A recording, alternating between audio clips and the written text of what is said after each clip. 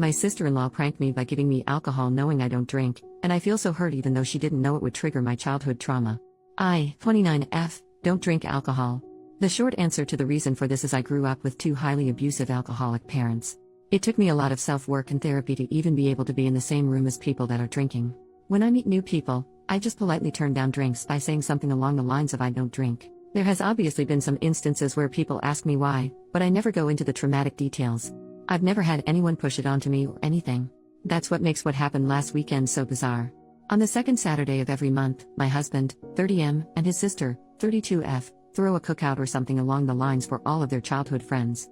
I've always thought it was really cool that they stayed close with so many people since I myself moved away from home and only stay in contact with one friend from school.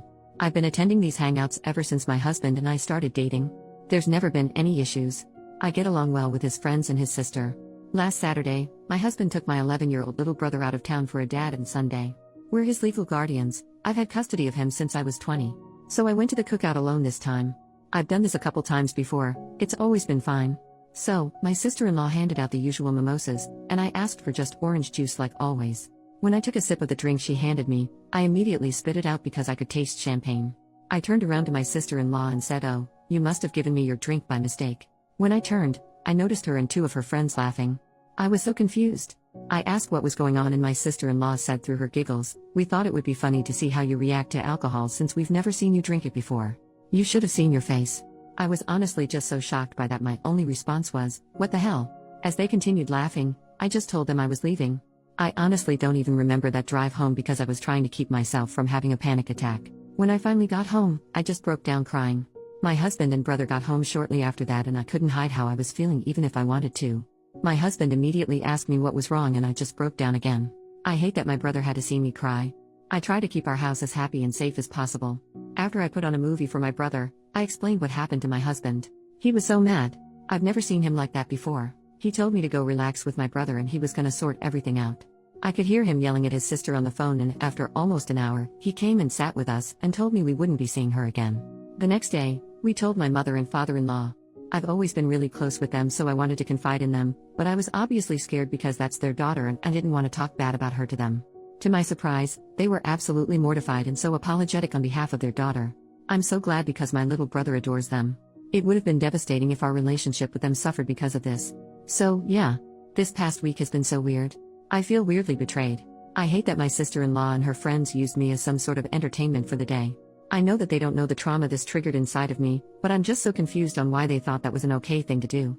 I also feel guilty because I don't want my husband to stop going to the cookouts and lose his time with his friends and I don't want him and his sister to never see each other again because of me. My husband is amazing and has assured me it wouldn't be my fault if they never speak again. It's just hard not to feel that way. Don't worry though, I've had a lot of emergency therapy sessions this week and I know I'll be okay. It was just such a bizarre thing to experience. It seems like such a small, inconsequential thing to have happened to me. But it's been a crash course on trauma, triggers, PTSD, etc. Typing it out has been so helpful. Thanks for listening to my ramblings. Update, 4 days later, thank you to everyone that left me kind comments and messages on my previous post. I'll just get right into the update. A lot of you guessed right.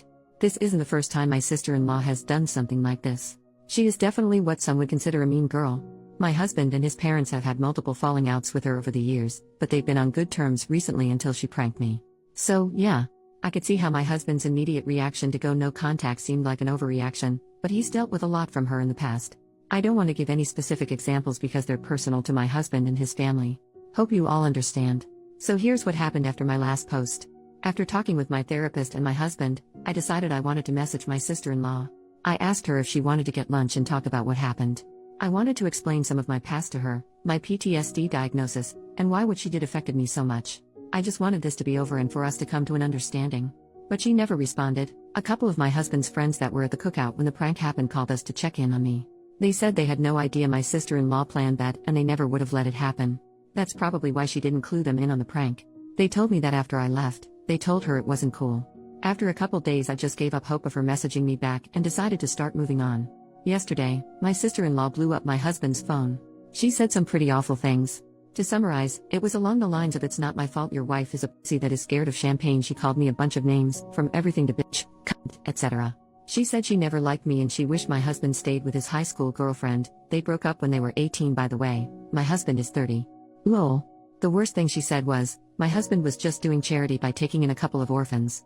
If you don't remember, I have custody of my 11-year-old brother and we don't have any contact with our parents because they're abusive. So yeah, some pretty awful stuff. I was honestly just shocked. I thought we got along fine. We were never best friends or anything, but I had no idea she held this much animosity towards me. Maybe she's just embarrassed and lashing out because her parents or some of her friends berated her for it?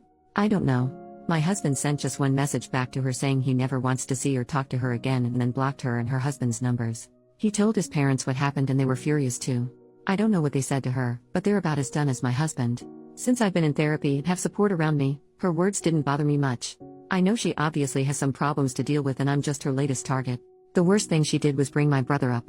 I'll never forgive her for that. He's not an orphan. He has 2 parents that love him. And I'm not either. I have in-laws that love and support me. They always have my back, even when it comes to their own daughter. If I never see my sister-in-law again, I'd be fine with that. I truly hope one day she'll come to her senses and understand the way she treats people isn't right. We've decided to turn every second Saturday of the month into family day in place of the cookouts. I'm gonna be just fine. I'm already feeling miles better than I did writing my previous post. For everyone calling me dramatic, I'm genuinely glad you don't have any experience with PTSD or triggers. I don't think it's funny to give someone alcohol without their consent even if you know the person drinks. Anyway, again, thank you for all the kind words. I hope there will be no more updates, but if anything crazy happens, I'll let you know.